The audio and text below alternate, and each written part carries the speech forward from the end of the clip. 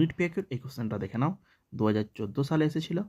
দেখো, which of the following will be most stable diazonium salt, which of the following most stable diazonium salt বলেছে। আর N2X minus diazonium salt কোনটাতে, দেখো N2 plus থাকবে, তার সাথে X minus diazonium salt, ঠিক আছে। কোনো একটা আর গ্রুপের সাথে আমাদের N2 প্লাস থাকবে, X মাইনাস থাকবে, ঠিক আছে। যেমন তুমি ডায়াজোনিয়াম ক্লোরাইড পড়ো, N2 প্লাস Cl মাইনাস, এখানে পিএইচ সেরকম, ঠিক আছে। এবার দেখো, এই যে CH3NH2 N2 প্লাস, এখানে কোনো রেজোনেন্স হচ্ছে না।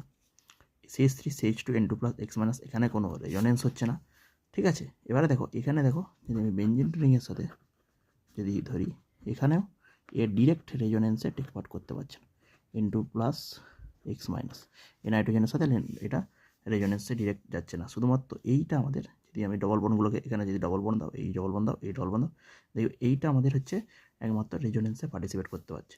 তাহলে এনসিআরটি লেখা আছে, এটা হচ্ছে আমাদের সি হচ্ছে অ্যান্সার হবে এখানে, ঠিক আছে। এখানে তাহলে বেস্ট অ্যান্সার কী হলো, আমাদের কোনটা অ্যান্সার হবে এখানে সি হবে, কারণ ডিরেক্ট আমাদের পিএইচ রিংয়ের সাথে রেজোনেন্সে টেক পার্ট করতে পারছে, দিয়ে চার্জটাকে একদম ডিলোকালাইজ করে দিচ্ছে, মানে চার্জটা ছড়িয়ে যাচ্ছে চারদিকে, যেটা রেজোনেন্স স্টেবিলাইজেশনের মেন ফ্যাক্টর, ঠিক আছে। তাহলে অ্যান্সার হচ্ছে C.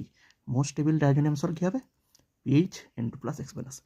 Most stable diazonium salt কোনটা, N2 plus X minus. Most stable হচ্ছে C, PH N2 plus X minus. বাকিগুলো রেজোনেন্স হচ্ছে না, একটাই রেজোনেন্স হচ্ছে।